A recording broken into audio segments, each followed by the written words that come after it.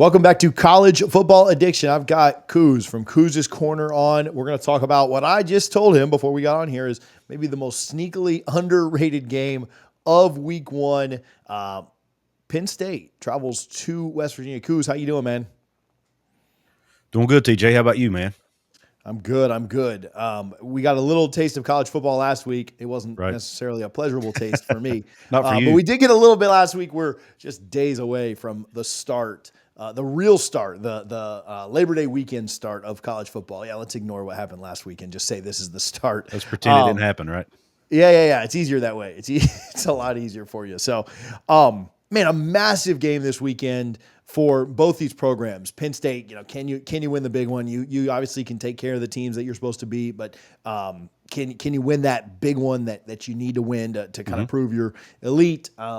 They haven't been able to do that under James Franklin more often than not, and so they've always been kind of considered a tier below the big boys of Ohio State and Michigan, which most programs in the country are. I get that, and then West Virginia, right, trying to capitalize on an unexpectedly good year last year, where maybe they were a bit of ahead of schedule and trying to take that to the next level, whether that's competing for the Big 12 or trying to find themselves in some playoff conversations late in the year. And so a really big one to get started. I love when teams play these big games. You think about Miami, Florida is a big one for other reasons, but Clemson, Georgia, a really big one, and Notre Dame, Texas A&M, a really big one. But I love when teams kind of put their money where their mouth is and play this early one before to start the game. Who is the game bigger for this weekend? I think for me, that's an easy answer, and it's Penn State. I mean, West Virginia has not really anything to lose, in my opinion. This is it's a huge game. Don't get me wrong. And Penn State is a team that West Virginia hasn't beaten in, gosh, I don't know. Well, I think it's 30 years. I think, but but in all fairness, we haven't played them. But that being said, it's a huge, it's an old rival that Penn State has pretty much owned. And for that reason, I think they have the pressure on them. Plus, when you look at, Penn State is picked by almost everybody to make it to the college football playoff, right? Mm-hmm. If they lose this game, the road to the college football playoff gets that much harder, because then you have to beat, you may have to beat Ohio State. You may have to beat, Oregon, the other good Big Ten teams on your schedule. So the road gets harder for them. So anyway, that being said, I think it means a lot more to Penn State, because West Virginia it's not a Big 12 game for them. And West Virginia's best chance of getting in the playoff is to win the Big 12, and that would still be on the table even if they lose to Penn State. So a little more pressure on Penn State in this game. And not only do you have more pressure, you're having to go on the road. And I can only imagine what Morgantown is going to be like before the game, during the game, and then maybe win or loss. But certainly after a win, I can only imagine what it would be like after the game. But having to go on the road and do this, game one, a lot of pressure, noon kick. Maybe the noon kick helps a little bit, not playing at night. But, man, I certainly think that ratchets the pressure up a little bit is playing this on the road. Yeah, I would think so. And I know Penn State fans, I know they're not – look, they play in one of the biggest stadiums in America. Their stadium's loud. I get it. They say they're not scared to come into Morgantown. But I'm telling you, West Virginia's 60,000 fans can be as loud or louder than a lot of stadiums that have 100,000. Yeah.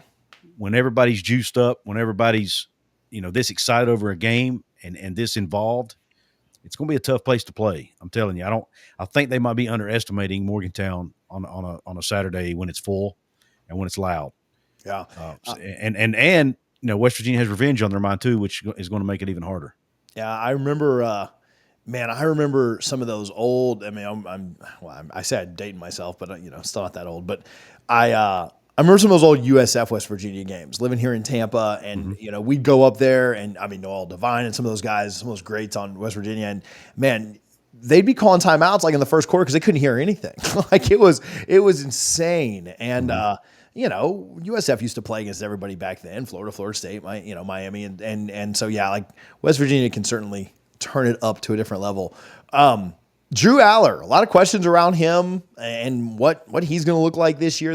I think there's a lot of quarterbacks in the country that are like very heavily debated. What they'll look like, what they won't. Well, DJU was one at Florida State. Shedeur Sanders is another one that I think is up there. But man, people got a lot of takes on Drew Aller. One way or the other of what he's going to look like. Drew Aller versus Garrett Green.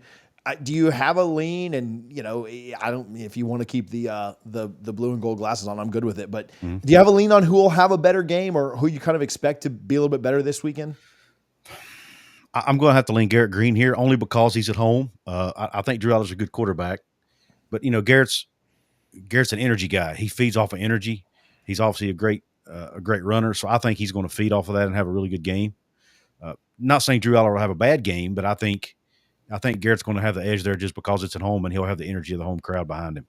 What do you think about your defense going up against him and that Penn State offense, who showed at times last year they could be great, but against really good defenses they struggled certainly. Mm-hmm. What are your thoughts on how the defense will match up against Aller and that offense? Yeah, I mean, it's going to be a tough matchup, especially those two great running backs they have. But I'm confident this West Virginia defense is much improved from last year. I've done a lot of analysis of the roster this year compared to the roster last year. And West Virginia, most of the guys West Virginia lost off their team from a year ago, I feel like the guys they brought in from the portal are much, much, much better. So I really like the matchup, especially up front. I feel like if there's a weakness on Penn State's team, it's in two spots: wide receiver and potentially some couple spots on their offensive line. And I think West Virginia can exploit that. So I think West Virginia's defense is going to be much better than people think. But man, it's still going to be a tough battle, especially those two great running backs they have. So you mentioned the running backs, and maybe that leads really well into this. Is that the area, or is that the thing about Penn State that worries you the most in this matchup? And if it is, you kind of already explained that, so maybe give me a follow-up one. But if it's not, tell me what worries you the most about Penn State this weekend. Offensively, for sure, that's what worries me because I'm not sure you stop those guys. You might limit their yards, but they're going to get some big runs. There's just no way around it. You just got to try to limit those, right? And try to force Penn State to throw the ball more. But really what worries me is this Penn State defense. That Penn State defense, at least on paper, is one of the best defenses in America. I don't really know if there's a weakness. I mean, they're great at linebacker. They're great on the front. At least they should be. They're great in the secondary. And they return a lot of talent from last year's team.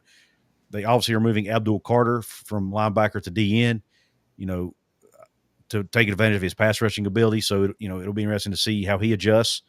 But I expect him to come off the edge like a madman and be really tough matchup for that Mountaineer offensive line and running backs too, who are going to have to get involved in the running game probably as far as or passing game rather as blockers.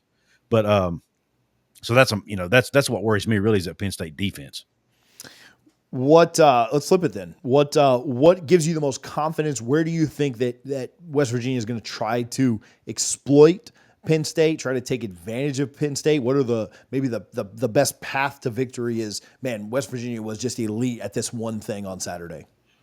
I mean, it's obviously running the football. West Virginia has to run the football. They're going to have to use Garrett Green in the running game. Even like I said, yes, the Penn State defense is great, but West Virginia, I think, can run the football against anybody. Now, the one question mark is, they lost Zach Frazier from a year ago, and he was a huge piece of that running game. When you have one of the best centers in America, it's a lot easier to run behind that guy.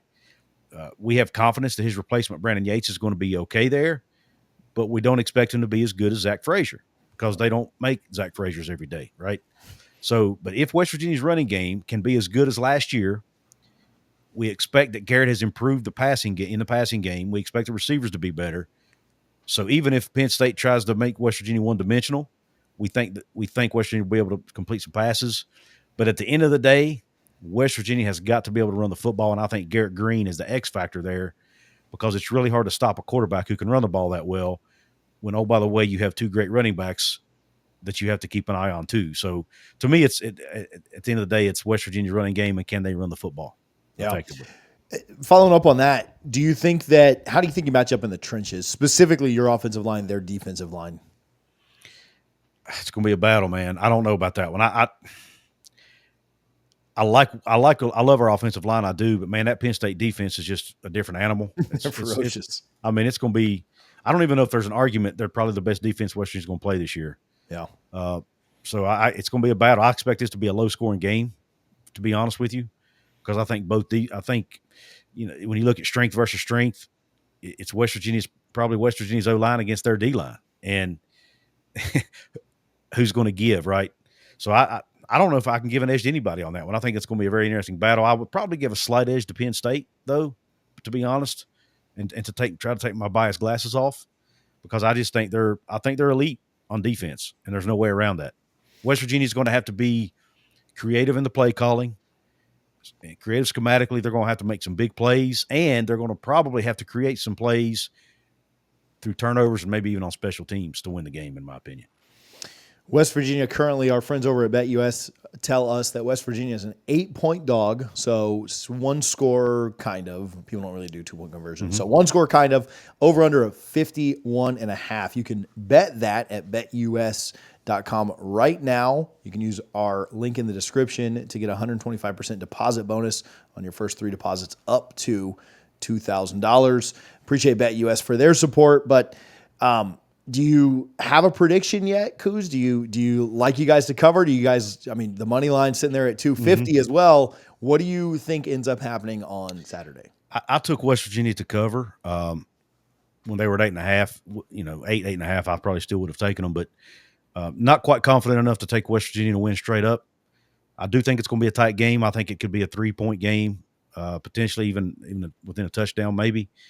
But at the end of the day, I just think you got to give the edge to Penn State because I think on paper they're the more talented team, and I mean they've got NFL guys all throughout that roster, and it's just hard to go against that, man. But I did take West Virginia to cover though. I do think they cover that 8 points because the home crowd, they're going to be improved from a year ago, and they're going to be a lot of energy, but Jimmy's and Joe's at the end of the day is who wins games, and I think Penn State has the edge there slightly. So we've already seen one pretty big upset this college football season. Maybe we'll see another. I did an SEC video where I picked every single SEC game of the year, every game that an SEC team was playing, not just the SEC on SEC teams. And I wrote one out for the Big Ten, and then I just been too busy with travel and everything else. But I never released this, but I'll go on record and say it now. Most of the Big Ten games are pretty easy to predict. It's, Oregon's going to win every game. Ohio State's going to win every game. Michigan's going to win. The games between those two are a little tougher. But all that said, I took West Virginia here. So I never put that out. I never recorded that video. But when I wrote it, I did pick West Virginia. Maybe that's just the Homer remembering Noel Devine, and Pat White back from when I was a kid, which I didn't like those guys back then, but we'll take it. We'll take it. Back, watching back some of those replays, I'm like, man, those guys are really good. Steve Slayton and man, I hated those guys when I was. Those were the good old days. Yeah, but they, looking back, I'm like, man, I miss those guys. So yeah, so I'll pick you guys. I'll take you guys with the points and shoot, put a little sprinkle on that money line. So Pat Kuz, I appreciate you a ton for jumping on and talking with us. Where can folks find you? Where can they see more of your work? I'm over at Kuz's Corner on YouTube. It's I cover West Virginia Mountaineer football. I cover the Big 12. I cover a lot on conference realignment over there. So come check it out. I would appreciate to have more of TJ's crowd over there. And also have a website, Kuz'sCorner.com, if you want to read up on stay up to date on Mountaineer sports. And it's also a way you can reach out to me through email and drop me a line there. It's Kuz'sCorner.com. Again, it's spelled CouzScorner.com. Cool. I will link the YouTube. You guys can go follow over there. Again, Kuz does a lot on conference realignment as well. I know you guys enjoy our conference realignment content. So go check him out. Again, appreciate BetUS for their support. Kuz, I appreciate you, man. Good luck this weekend. Don't burn the city down if you guys win. We'll do our best not to. See you, buddy. If you enjoyed this preview, we did an episode this morning where we previewed every big college football game from this weekend. You can click the video on the screen right now to see the rest of them. We appreciate you guys for your support. Make sure you hit that subscribe button for College Football Addiction all year long.